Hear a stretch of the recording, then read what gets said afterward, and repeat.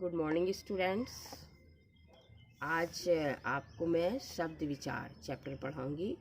अभी तक आपने संधि पढ़ा और भाषा व्याकरण पढ़ा, ठीक है, वर्ण विचार पढ़ा। तो आज आपका चैप्टर है शब्द विचार, ठीक है, कि शब्द किसे कहते हैं।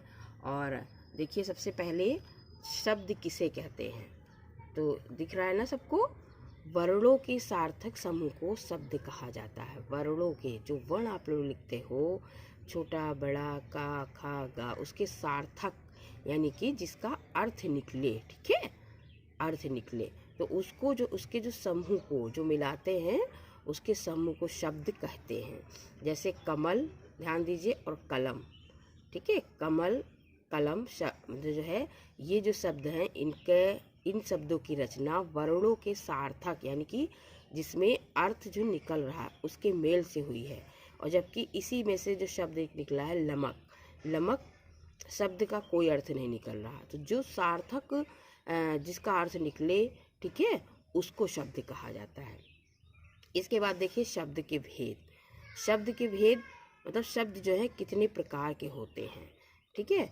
उत्पत्ति, ठीक है, उत्पत्ति या मतलब उत्पत्ति स्रोत यानी कि साधन के आधार पर शब्द के भेद, पहला। इसके बाद रचना बनावट के आधार पर शब्द के भेद, ठीक है, रचना बनावट के आधार पर शब्द के भेद। इसके बाद अर्थ के आधार पर शब्द के भेद। अभी मैं इन जो चारों आप लिखे हुए हैं इनको विस्तार से समझाऊंगी, ठीक है। और प्रयोग के आधार पर शब्द के भेद।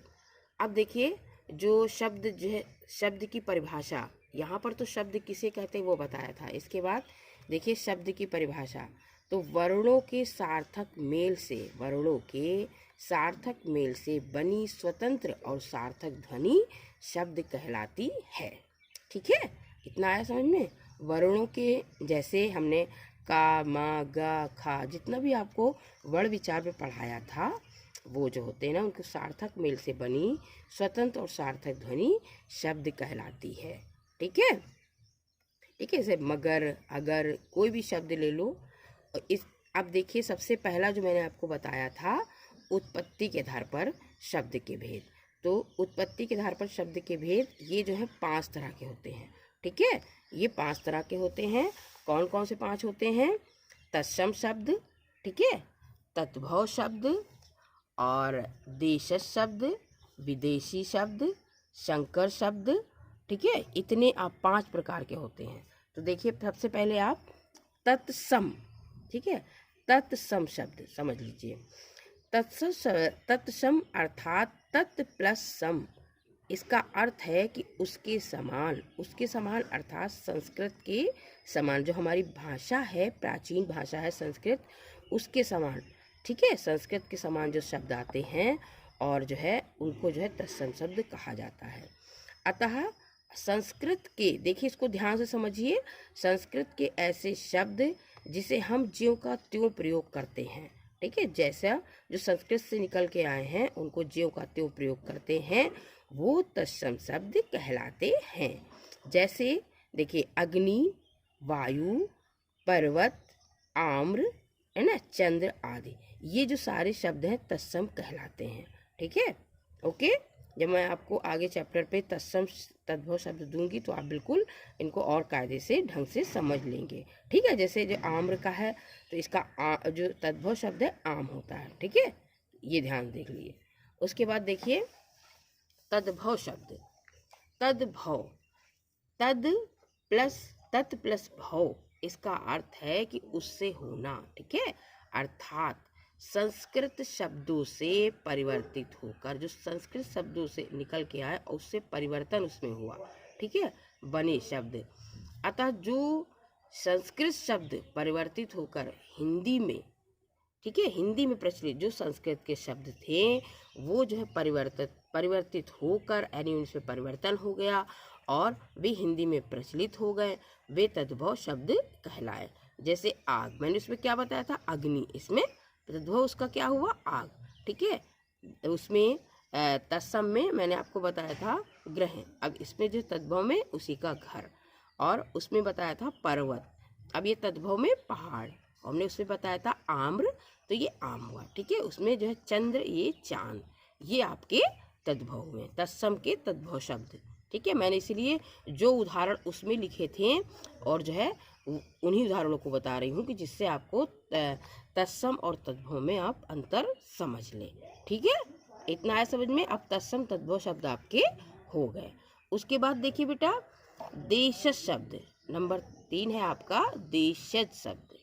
तो देशज, ठीक है, तो देश प्लस ज, ठीक है, ज शब्द का अर्थ है देश में जन्मा। देश में जन्मा अर्थात ऐसे शब्द जो क्षेत्रीय, जो अपने क्षेत्र में क्षेत्रीय प्रभाव के कारण बोले जाते हैं।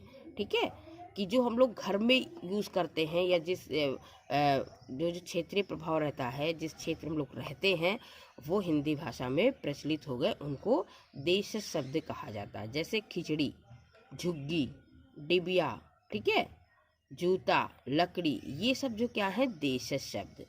ठीक है, अभी जो है आपको बुक्स आपके आ गई, उसमें देखिएगा देशज शब्द। ठीक है, हम अभी आपको जो आगे उसमें बताएंगे। जो घर में मतलब जो है क्षेत्रीय प्रभाव, अपने क्षेत्र में बोले जाते कुछ भी है ना, लोटा है, लुटिया है, इस तरह से लुटिया है। ठीक है, तो वो जो है देशज शब्द। अब देखिए विदेशी शब्द। विदेशी शब्द इनको आगत शब्द भी कहा जाता है, कि आए हुए। विदेशी भाषाओं से अनेक शब्द हिंदी में अब जो है आ गए हैं। इनकी जो है जो हिंदी भाषा में आ जाते हैं वो विदेशी शब्द या विदेशज अथवा आगत शब्द कहलाते हैं। जैसे कि कोट है, चाय है, लालटेन है, कुली है, ये आपके विदेशी शब्द हैं। ठीक है, ये हम आपको अभी आगे चल के पूरे लिखाएंगे तो तुमको और समझ में आएगा। आप इतना आप चैप्टर में पहले आप समझ लीजिए। ठीक है, इसके बाद है संकर शब्द। ठीक है, संकर शब्द दो भिन्न यानी कि अलग अलग साधनों से, अलग अलग स्रोतों से आए शब्दों के जो मेल होता है, ठीक है, उनसे जो नए शब्द बनते हैं, समझ गए, उनको हम संकर शब्द कहते हैं। जैसे क्या होता है रेलगाड़ी। अब जैसे इसमें रेलगाड़ी, इसमें दो शब्द हैं। रेल तो है, देखिए रेल है आपका अंग्रेजी का शब्द और गाड़ी है हिंदी का। ठीक है, दो जो है स्रोतों से, मैंने बताया ना कि दो भिन्न स्रोतों से आए हुए। तो रेल आपका जो है अंग्रेजी हो गया, गाड़ी हिंदी हो गया, तो क्या रेलगाड़ी नया शब्द बन गया। ठीक है, तो ये जो है दो जो है अंग्रेजी और हिंदी का ये शब्द है, और ये दो शब्द है, इसे मिलके एक शब्द बना, ये संकर शब्द कहलाया।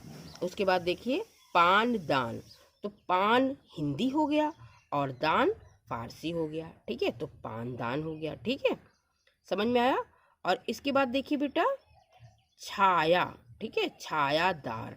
अब छाया जो इसमें है वो आपका संस्कृत का है और जो दार है आपका वो फारसी का है, तो मिलके छायादार हो गया। ठीक है, तो ये संस्कृत का छाया।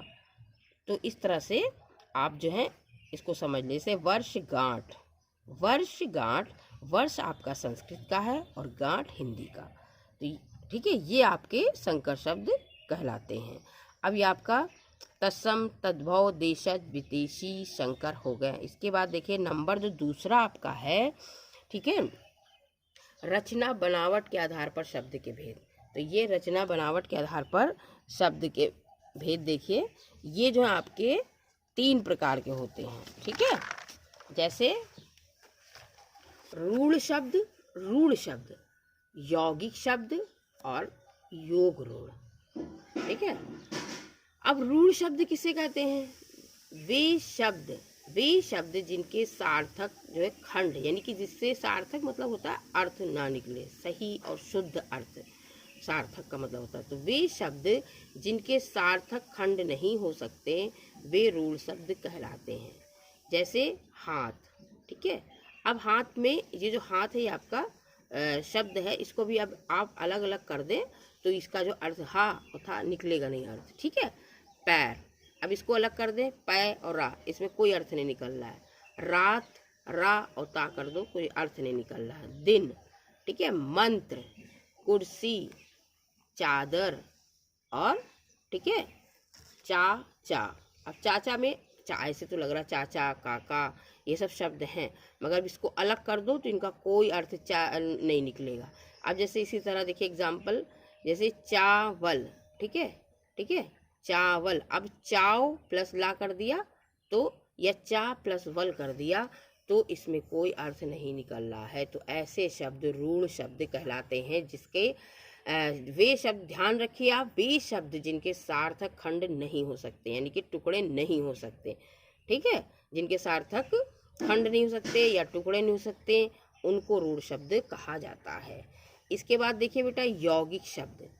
यौगिक शब्द जो शब्द, ठीक है, जो शब्द दो या दो से अधिक शब्दों के मेल से बनते हैं, जो शब्द दो या दो से अधिक शब्दों के मेल से बनते हैं, उनको यौगिक शब्द कहा जाता है।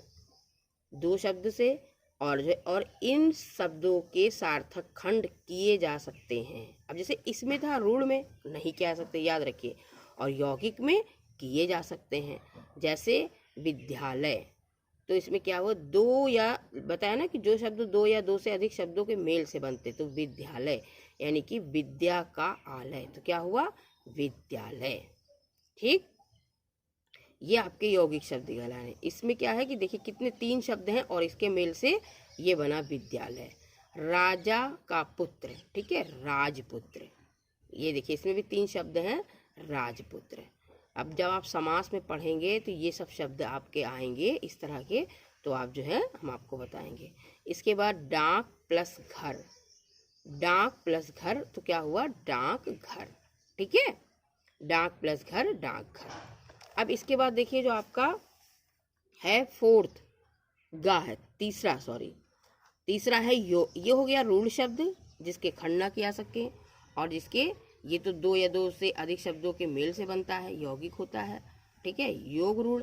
वे शब्द, अब ध्यान दीजिए योग रूढ़ में क्या होता है, इसमें देखिए रूढ़ हो गया, यौगिक हो गया, इसमें क्या है, योग और रूढ़, ठीक है। तो वे शब्द जो यौगिक तो होते हैं परंतु जिनका अर्थ जो क्या होता है, विशेष हो जाता है, ठीक है, मतलब यौगिक होते हैं, योग रूढ़, इसीलिए इसका नाम योग रूढ़ रखा गया है कि वे शब्द जो यौगिक तो होते हैं परंतु उनका जो अर्थ होता है वो जो विशेष उसका अर्थ हो जाता है, तो उनको योग रूढ़ शब्द कहा जाता है। और ये शब्द ऐसे होते हैं जो समान अर्थ को, ध्यान दीजिए, समान अर्थ को न प्रकट करके, मतलब जो समान एक अर्थ निकल रहा उसको न प्रकट करके किसी मतलब विशेष अर्थ को प्रकट करते हैं, ठीक है। जैसे पीताम्बर, ठीक है। अब पीताम्बर जो ये है, ये शब्द पीताम्बर, इसका जो समान अर्थ है, मैंने कहा ना समान वस्त्र पीला वस्त्र, पीताम्बर यानी कि पीला वस्त्र, मगर इसका विशेष अर्थ क्या है, श्री कृष्ण के लिए प्रयुक्त होता है, तो ये योग रूढ़ शब्द है, ठीक है। इसका विशेष जो अर्थ है श्री कृष्ण के लिए जो है यूज होता है, ठीक है।